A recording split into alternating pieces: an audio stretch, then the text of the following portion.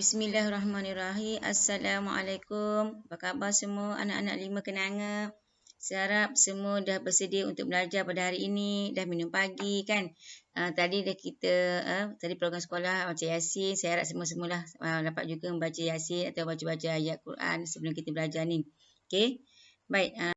Seperti biasa, sebelum belajar, pastikan kita telah baca doa, dah bersedia nak belajar, dah mandi, dah sarapan pagi, ataupun kalau kita tak makan lagi, kita dah minum walaupun secawan air kan untuk memberi kita kesegaran badan, bagi meneruskan sesi PDPR pada hari ini.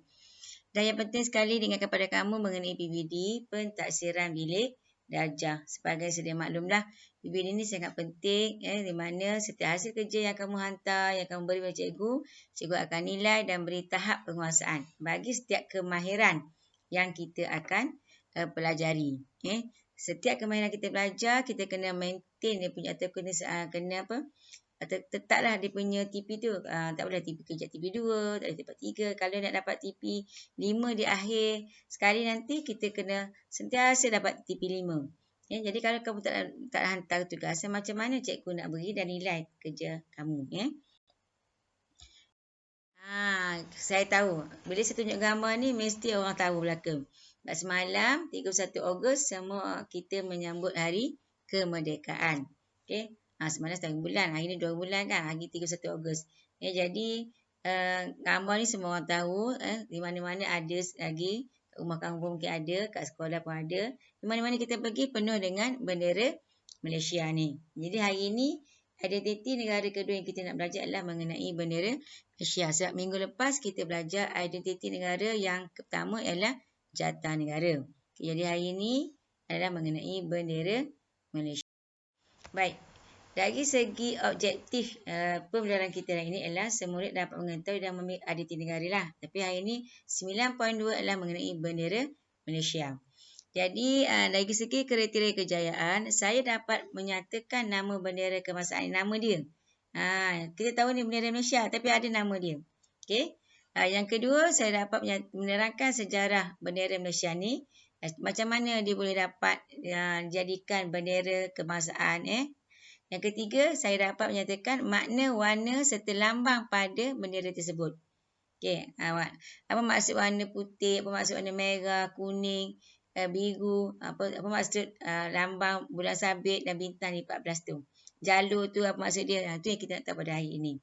Okey, jadi hari ini kita akan belajar mengenai bendera Malaysia. Okey, saya rasa di tangan kamu mesti ada buku teks. Sebab kita ini semua hanya tengok buku teks saja. Jadi sila buka buku teks, muka surat 1, 2, 2 dan 1, 2, 3. Kita akan belajar dulu mengenai sejarah bendera negara kita. Okey, saya rasa yang ni orang kurang sikit tahu. Sebab siapa pencipta dia, siapa pelukis dia. Jadi kita tengok bendera kebangsaan merupakan identiti negara dan menjadi lambang kemegahan rakyat. Bendera kebangsaan menjadi simbol penyatuan setiap individu tanpa mengira kaum dan agama.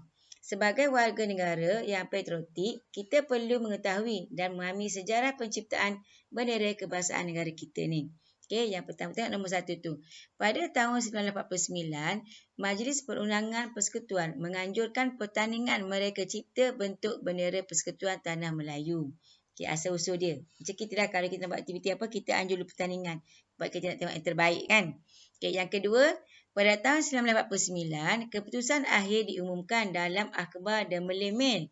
3 rekaan bendera dipilih pada peringkat akhir. Banyak-banyak tu 3 pilih yang 3 yang terbaik. Okey, nombor 3, bendera rekaan Encik Mohamed bin Hamzah. Rekaan Encik Mohamed bin Hamzah ni iaitu seorang arkitek Jabatan Kerja Raya Johor, dipilih sebagai rekaan yang terbaik. Ianya mengandungi 11 jala berwarna biru dan putih. Terdapat bulan sabit dan bintang pecah 5. Okey, Encik Mohamed Hamzah ni dilahirkan di Singapura pada tahun 5 Mac 1918. Beliau mendapat pendidikan awal di English College, Johor Bahru. Beliau telah meninggal dunia pada 9 Februari 1993. Baik. Kita lihat, bila kerajaan persekutuan ni menganjurkan penyertaan pertandingan mereka cipta bendera ni, banyak orang masuk. Seramai 373. Tapi pilih 3 saja yang terbaik. Dan yang terbaik sekali ialah rekaan Encik Mohamed bin Hamzah. Tu gambar dia. Okey, rekaan bentuk yang tu dipinda. Maknanya jalur biru putih tu dijadikan jalur merah putih. Ya, ni. Baik. Lepas tu bulan bintang tu ada 5, jadikan 14. Kan jalur warna biru tukar kepada warna merah, menganu sebelah jalur warna merah dan putih. Lepas tu ditukar, tukar kepada warna merah jadi merah putih jalur tu. Okey. Diubah suailah jadi bintang tu jadikan 14. Jadi pada 26 Mei 1950, pertama kali bendera Persekutuan Tanah Melayu dikibarkan di perkarangan Istana Sultan Selangor. Pada 16 September 1963, bendera kebangsaan mengandungi 14 jalur, terdapat bintang pecah 14. Jadi itu sempena negeri yang terdapat di Malaysia. Okey, itu sejarah bendera negara kita. Okey, tadi kan essay pertama kita kena menyatakan sejarah bendera kita, bendera kebangsaan. Siapa pencipta dia? Muhammad bin Hamzah. Okey. Okey, lepas tu tengok pula. Okey, buku teks muka surat 124 dan 125. Nak bagi nama pula kepada jalur gemilang pada bendera kita ni. Kita biasa nyanyikan lagu merah membara semangat wajah, kan? Putih membersih budi pekerti, kuning berdaulat payung negara, biru perpaduan kami semua. Biasa dengar lagu tu kan? Okey, itulah adalah lagu mengenai jalur gemilang. Okey. Macam mananya dia berjadi lagu jalur gemilang? Kita baca, jom. Bendera kebangsaan ialah amat identiti negara dan menjadi kebanggaan rakyat. Okey, jadi kita perlu tahulah macam mana dia dapat nama. Baik. Masa ni dia memiliki bendera lah kononnya di sekolah ke di mana-mana dah kan. Kita tanya, kakak ni tanya, siapakah yang tahu nama bendera kebangsaan kita? Kakak ke cikgu ni? Cikgu dia. Saya tahu cikgu, nama bendera kebangsaan kita adalah jalur gemilang. Nama ini diumumkan oleh Perdana Menteri Malaysia yang keempat iaitu Tun Dr. Mahathir Mohamad bersempena dengan Hari Kemerdekaan Negara yang ke-40 pada 31 Ogos 1997. Tarikh tu kena ingat. Bila bendera Malaysia dapat nama? Okey. Bagus maklumat anda, tetapi mengapakah bendera kebangsaan ini dinamakan jalur gemilang? Okey, nama jalur gemilang diberi kerana bendera kita mempunyai 14 jalur.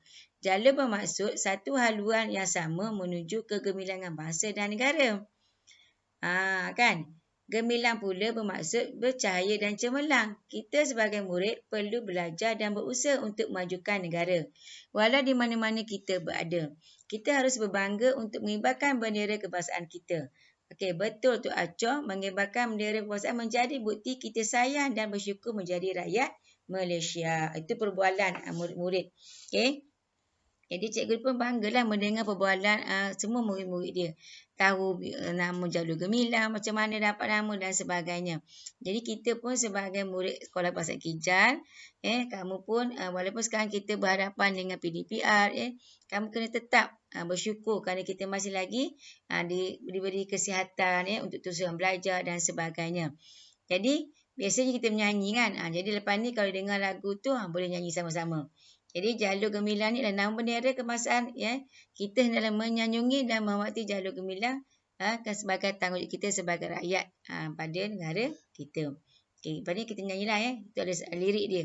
Okey, biasanya kalau sebelum ni kita bersemuka kan di dataran kita menyanyi sama-sama kan. Itu asal usul nama bendera kita, itu nama dia jalur gemilang. Apa maksud jalur?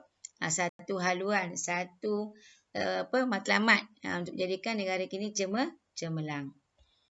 Seterusnya kita nak lihat pula apa maksud warna, apa maksud logo yang terdapat pada jalur gemilang. Baik, itu tadilah pencipta dia. Baik, kita lihat dulu warna biru. Warna biru melambangkan perpaduan rakyat dalam negara yang pelbagai kaum, yang berbilang kaum. Sebagaimana kita sedia maklum sebelum ni kita dah lancar bulan kebangsaan, bulan merdeka kan. Aktiviti yang pelbagai kita nak buat. Antaranya ada yang hantar bakal kecil saja, ada yang hantar pakai baju kaum lain, ada menu silang budaya dan sebagainya. Okey, jadi biru tu melambangkan perpaduan rakyat yang terdapat di negara Malaysia. Okey, warna kuning pula daripada bulan dan bintang tu dia melambangkan kedaulatan raja berperlembagaan. Kan kita dah belajar itu kan yang di-Pertuan Agong, sultan-sultan setiap negeri dan sebagainya. Itu warna kuning. Warna kuning. Dia melambangkan kedaulatan raja berperlembagaan.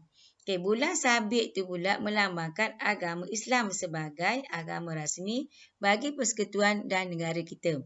Okey. Bintang pecah 14 tu melambangkan jumlah negeri yang terdapat di Malaysia itu 13 negeri dan satu wilayah persekutuan di negara kita. Wilayah persekutuan mana? Labuan, persekutuan dan sebagainya.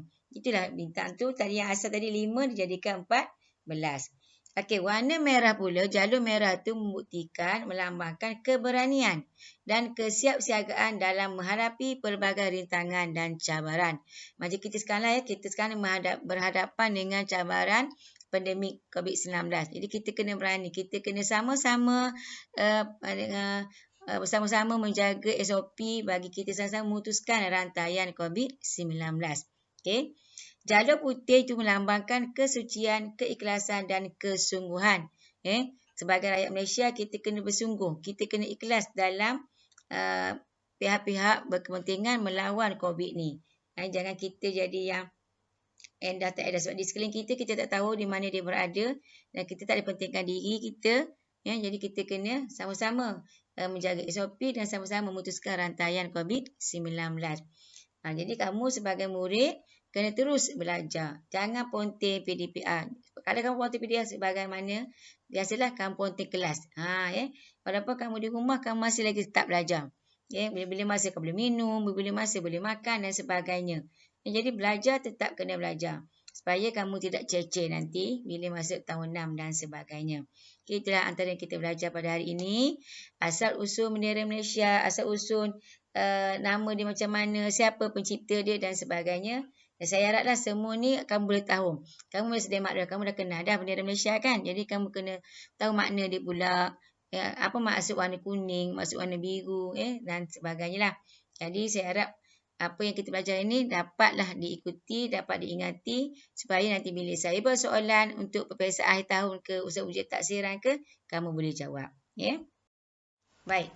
Jadi tugasan kamu seperti biasalah isi link kehadiran, membuat nota, buat nota yang kamu asal usul bendera Malaysia tu macam mana, siapa pencipta dia kan. Jadi bila dah siap buku buat nota tu, buat latihan dalam buku sejarah. Buku sejarah muka surat 56, 57 dan 58. Saya ucapkan terima kasihlah kepada semua ilmu kenanga yang terus belajar dengan baik. Biasa ada di rumah, patuh SOP dan sebagainya. Saya lihat di dalam drawer tu, ilmu kenanga tu ada lagi yang tak ambil buku kerja sejarah. Jadi macam mana kamu nak buat kerja? Kepada rakan-rakan kita, tolonglah beritahu kepada yang tak ambil buku kerja tu, kira ambil supaya dia boleh buat latihan pengayaan ini. Okey, saya ucapkan tahniah dan selamat belajar. Semoga kamu semua selamat daripada COVID-19. Sekian, Assalamualaikum.